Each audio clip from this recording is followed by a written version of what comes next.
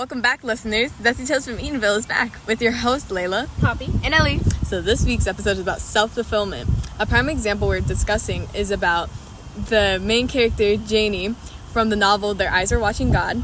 A quick summary of the book is that the main character, Janie, goes through her life story with her lovers, friends, and family to discover herself. Now, in the very beginning of the book, we see Janie come back to Eatonville and discuss with her friend Phoebe about all that's happened since she left.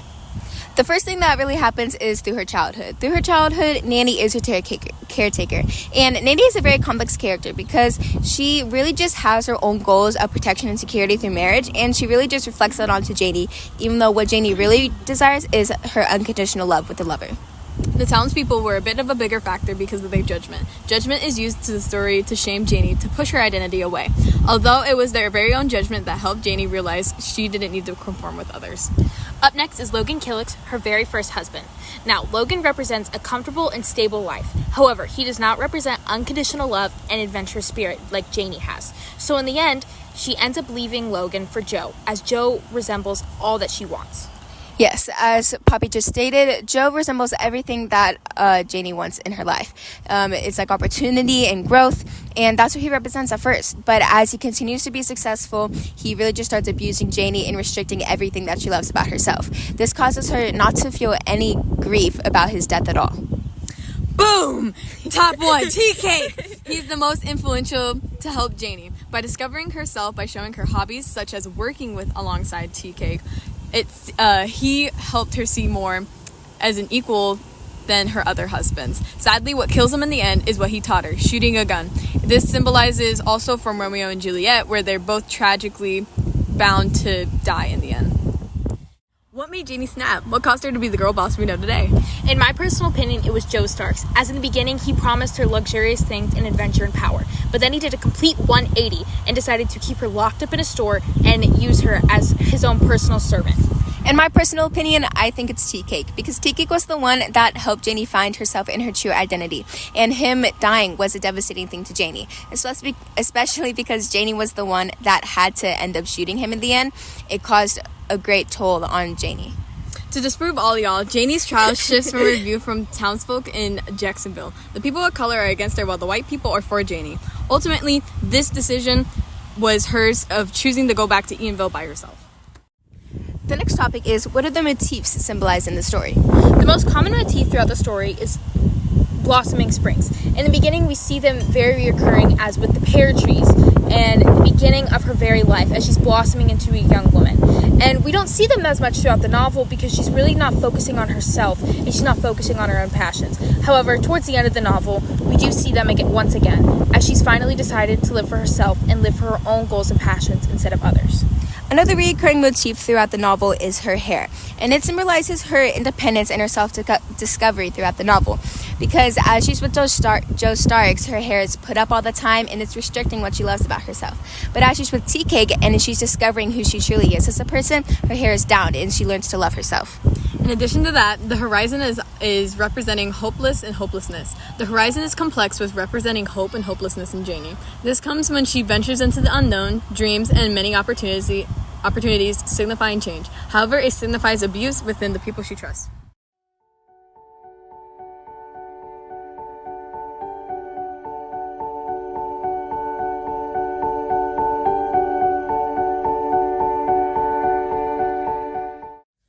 Welcome back, listeners. Zesty Tales from Eatonville are back with your hosts, Poppy, Layla, and Ellie. Now, if you remember from last week's episode, we talked about Janie Crawford, Joe Starks, Tea-Cake, and Annie Crawford. Well, I have a special surprise for y'all today. Drum roll, please. They will all be joining us for an exclusive interview. Well, let's not waste any more time and get right into the interview. So, the first question I have today is for Nanny. How did you feel when Janie left Logan? And did you feel angry at her when she left her second marriage for Tea-Cake? Well, of course I was angry. I set her up and planned her for stability, not happiness. I gave her what I never had, and she threw it away for a wannabe married. Oh, and don't even get me started on Tea-Cake. Good for nothing boy. Can barely afford to keep my baby Janie happy and stable. Nanny, I wasn't happy. I married Joe for a different tomorrow, and Tea-Cake for love. Love may not be your dream, but it is mine, and you should be happy. I grew up to be stronger than you and more sure of myself. Now, I never said I wasn't proud of you. I'm just disappointed in your way of life. Okay, well, let's go ahead and move on. This next question is for TK. Now, you knew Joe as he was the mayor of the town. How did you feel about the way he treated Janie? Well, I thought it was mighty unfair. He kept her locked away as if it was only hers to look at. Well, I'd call that unfair. She was my wife, and you turned around and did the same thing. You beat her out of jealousy. At least I gave her freedom. I let her wear her hair down. She was able to live a different life. Oh, yes, a different life for sure. One of a commoner. I gave her power, money, and she threw it away for you. All right. That's enough fighting. Let's save it for after the show. Now, the last question today is for Janie. If there was one thing you could redo in your life, what would it be? Well, if I'm being honest, I don't think I have one. Well, there were things that happened that I wish I'd to never relive. I wouldn't take them back. All the pain and suffering got me to where I am. It forced me to grow up and see the world for what it is. The only thing I wish I could change is the way I felt during those times. I wish I knew how strong I was and could be if I left. How I didn't need someone to live my life. I just need me. Wow, powerful words. Well, thank you all for joining us today. It truly has been a pleasure. And until next time on Zesty Tales of Eatonville.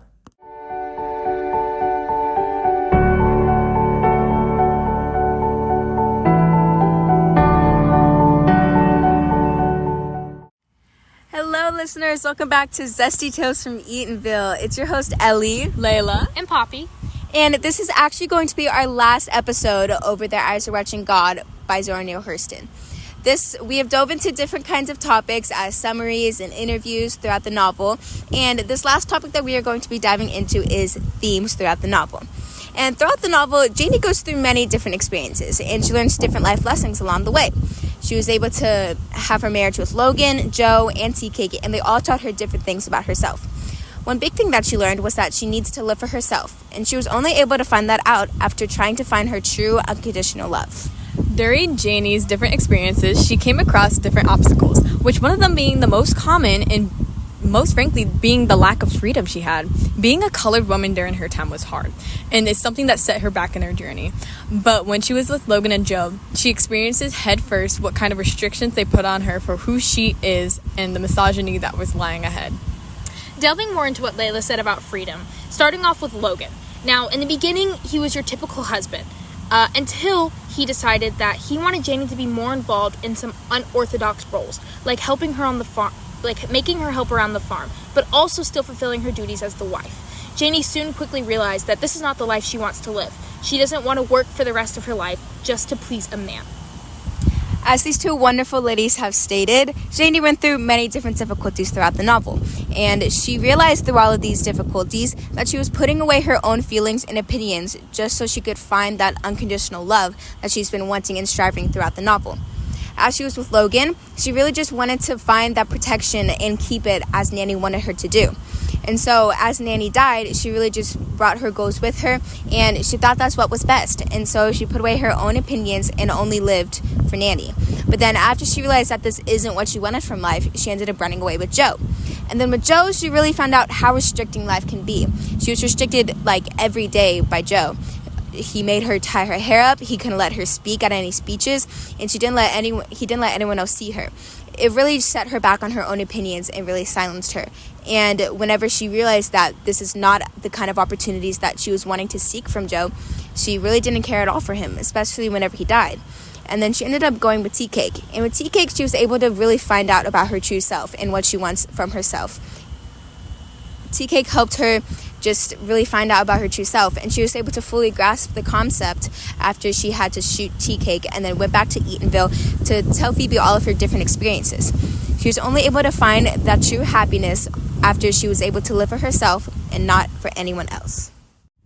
The next topic is, what are the motifs symbolized in the story? The most common motif throughout the story is blossoming springs. In the beginning, we see them very recurring as with the pear trees and the beginning of her very life as she's blossoming into a young woman. And we don't see them as much throughout the novel because she's really not focusing on herself and she's not focusing on her own passions. However, towards the end of the novel, we do see them again, once again, as she's finally decided to live for herself and live for her own goals and passions instead of others. Another recurring motif throughout the novel is her hair, and it symbolizes her independence and her self-discovery throughout the novel. Because as she's with Joe Starks, her hair is put up all the time and it's restricting what she loves about herself. But as she's with Tea Cake and she's discovering who she truly is as a person, her hair is down and she learns to love herself.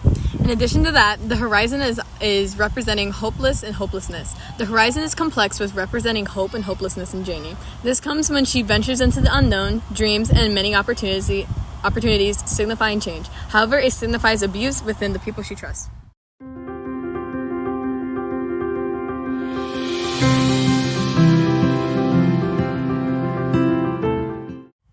Thank you everybody so much for listening to our 3-part series over the novel Their Eyes Are Watching God by Zoe Hurston.